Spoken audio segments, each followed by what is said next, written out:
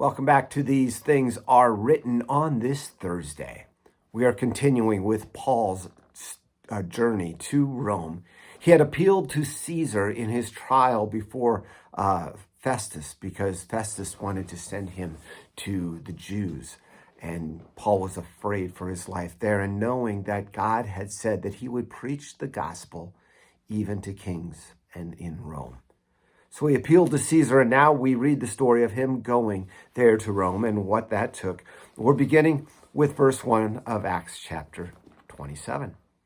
And when it was decided that we should set sail for Italy, they delivered Paul and some of the other prisoners to a centurion of the Augustan cohort named Julius.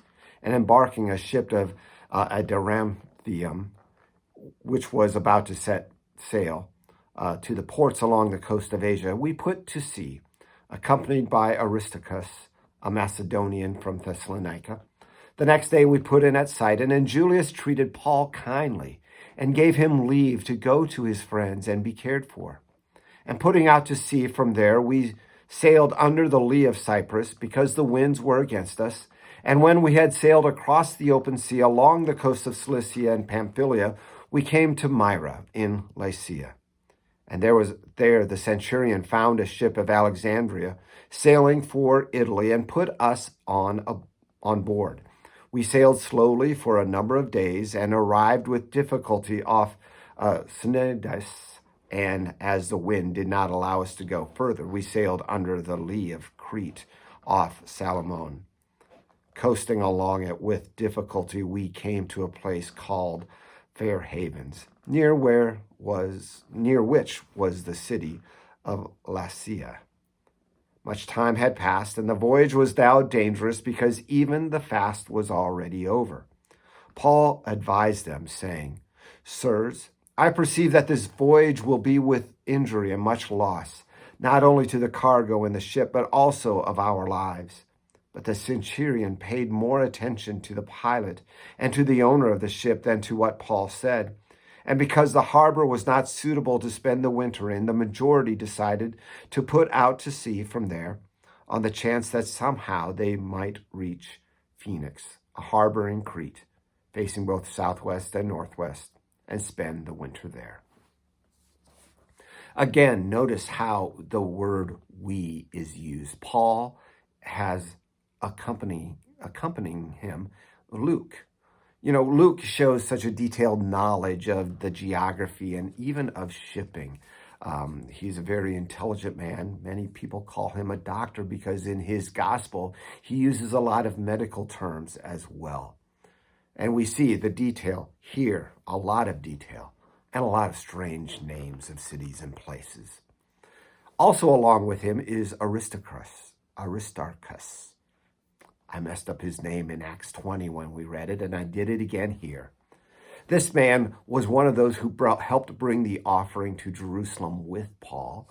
He most likely stayed with Paul the whole time, or he went back and was sent to be Paul's companion. There's also the centurion Julius. Julius was coordinating the trip, working from finding one ship to another to take these prisoners to Rome. Note the treatment of Paul. He treated him with respect and with kindness. Centurions in the New Testament are almost always spoken well of because they needed to work well with the local people and also the other authorities. They were men of high integrity. And we see that of Julius in this place. Now, as we look at the sailing, we see that they're having problems already. There are certain times of the year where it's more dangerous in the Mediterranean Sea.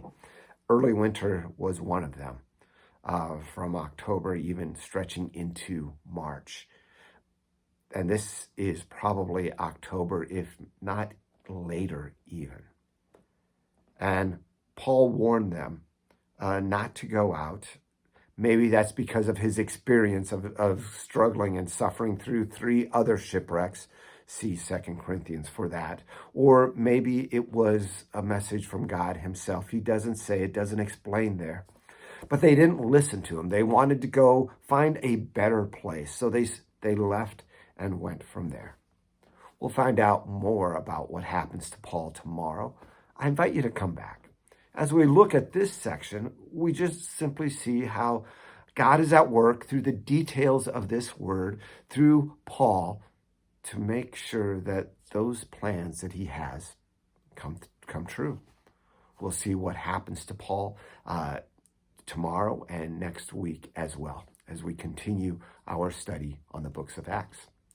Go now in peace, and we'll talk to you on Friday.